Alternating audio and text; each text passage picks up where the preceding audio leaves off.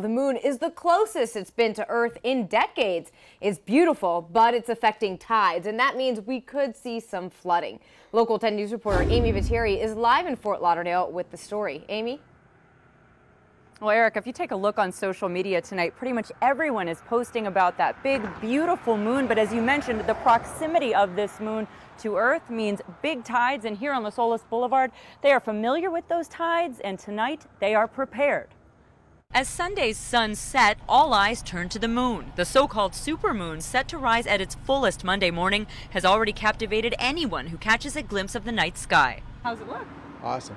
Yeah, it hasn't been like this since 1948. It will be the closest the moon comes to us in 69 years. But the impressive sight means South Florida is readying for another round of potentially disruptive king tides. I just came from the boat and I had to walk through water to get out there. The city of Fort Lauderdale has put in tidal valves that go under the street and can help block water coming up storm drains. This was the flooding we found on Las Olas Boulevard Sunday morning. By Sunday night, the water had receded, but businesses have the sandbags out, and some, like Brazilian restaurant Chima, are prepared for more rising waters. Because what we do is take the valet and we put it out back.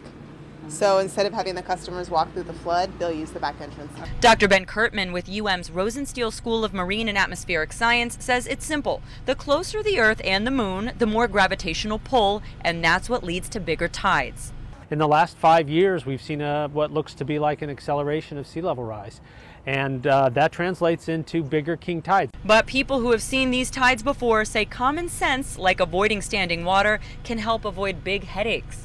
The water will be out almost to the middle of Las Olas, so it does slow down traffic. You need to drive really slow. An inconvenience, but several people we spoke with say they are prepared for these rising tides, and that moon is expected to be at its most spectacular tomorrow morning, just after 6:20 in the morning. So if you miss it, do not expect to see another like it until the year 2034. At that point, the moon will be even closer to us here on Earth. We're live in Fort Lauderdale. Amy Viteri, Local 10 News.